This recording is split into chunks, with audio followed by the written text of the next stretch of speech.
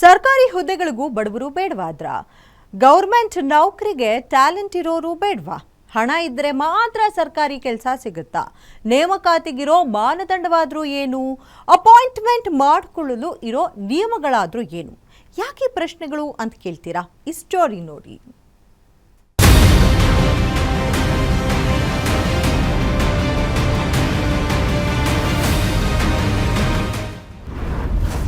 ಕೆಪಿಎಸ್ಸಿಯದ್ದು ಮುಗಿಯದ ಗೋಳು, ಆಕಾಂಕ್ಷಿಗಳು ಕಂಗಾಲು. ಇದು ಕೆಪಿಎಸ್ಸಿಯೋ ಗೊಂದಲಗಳ ಕಮಿಷನ್? ಅಕ್ರಮ 1520 ಹುದ್ದೆಗಳ ನೇಮಕಾತಿಯಲ್ಲಿ ಅಕ್ರಮ. ಅವಕಾಶ ವಂಚಿತರಿಂದ ಶುರುವಾಯಿತು ನ್ಯಾಯಕ್ಕಾಗಿ ಹೋರಾಟ. ಈ ಕೆಪಿಎಸ್ಸಿ ಅಧಿಕಾರಿಗಳಿಗೆ ವಿವಾದವನ್ನ ಮಾಡಿಕೊಳ್ಳದೆ ಇದ್ರೆ ತಿಂದ ಅನ್ನ ಜೀರ್ಣ ಆಗಲ್ಲ ಅನ್ಸುತ್ತೆ. ಸದಾ ವಿವಾದದಲ್ಲೇ ಉಸಿರಾಡೋ ಕೆಪಿಎಸ್ಸಿ ಈಗ ಮತ್ತೊಂದು ಕಾಂಟ್ರವರ್ಸಿಯನ್ನ ಮೈ ಮೇಲೆ ಎಳೆದುಕೊಂಡಿದೆ. ಕೆಪಿಎಸ್ಸಿಯಲ್ಲಿ ನೇಮಕಾತಿ ಆಗ್ತಾ ಇದೆ ಅಂದ್ರೆ ಸಾಕು, ಅಲ್ಲಿ ಅಕ್ರಮದ ವಾಸನೆ ಇದ್ದೇ ಇರುತ್ತೆ. ಅನುಮಾನದ ಹುತ್ತವು ಮಾರುದ್ದ ಬೆಳೆದಿರುತ್ತೆ.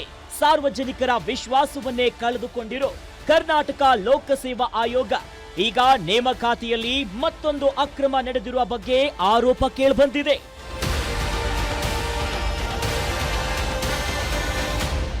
ಕೈಗಾರಿಕಾ ತರಬೇತಿ ಮತ್ತು ಉದ್ಯೋಗ ಇಲಾಖೆಗೆ ಅಗತ್ಯವಿರೋ 1520 ಜೂನಿಯರ್ ಟ್ರೈನಿಂಗ್ ಆಫೀಸರ್ ಹುದ್ದೆಗಳಿಗೆ ಅಧಿಸೂಚನೆಯನ್ನ ಹೊರಡಿಸಲಾಗಿತ್ತು.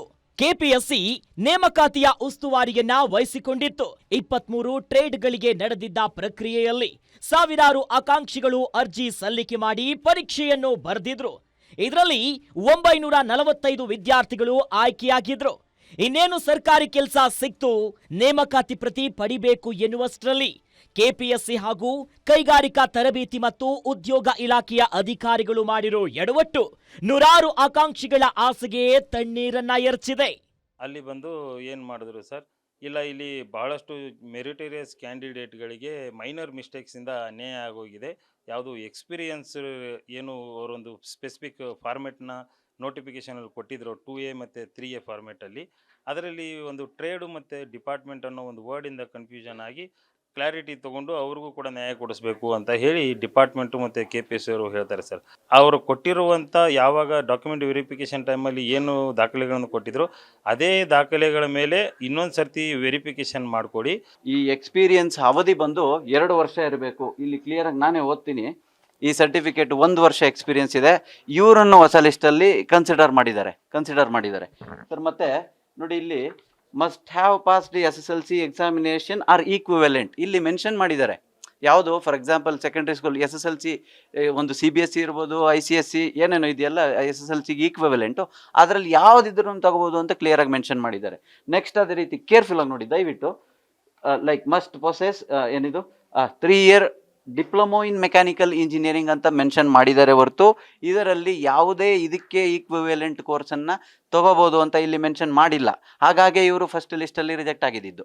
C&R ನಿಯಮ ಉಲ್ಲಂಘನೆ ಮಾಡಿ ನೇಮಕಾತಿಯನ್ನ ಮಾಡಿಕೊಳ್ಳುತ್ತಿದ್ದ ಕೆಪಿಎಸ್ಸಿ ನಡೆಯನ್ನ ಪ್ರಶ್ನಿಸಿದ್ದ ಅರ್ಹ ಅಭ್ಯರ್ಥಿಗಳು ಕೋರ್ಟ್ ಮೊರೆ ಹೋಗಿದ್ರು. ಇದಾದ ಮೇಲೆ ಕೋರ್ಟ್ ರೀಡು ಮಾಡಿ ಅಂತ ಆದೇಶವನ್ನ ಮಾಡಿತ್ತು.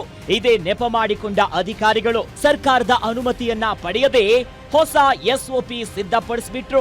ಹಣವಂತರಿಗೆ ಅಗತ್ಯವಿರುವ ಹಾಗೆ ನಿಯಮಗಳನ್ನ ಸಡಿಲಿಕೆ ಮಾಡಿ ಮಾರ್ಚ್ 2025ಕ್ಕೆ 1400 ವಿದ್ಯಾರ್ಥಿಗಳ ಹೊಸ ಪಟ್ಟಿಯನ್ನ ಕೆಪಿಎಸ್ಸಿ ಪ್ರಕಟ ಮಾಡಿದೆ. ಇದು ಅರ್ಹ ಅಭ್ಯರ್ಥಿಗಳಿಗೆ ಅನ್ಯಾಯವಾಗ್ತಿದ್ದು ನ್ಯಾಯಕ್ಕಾಗಿ ಅಲೆಯುತ್ತಿದ್ದಾರೆ.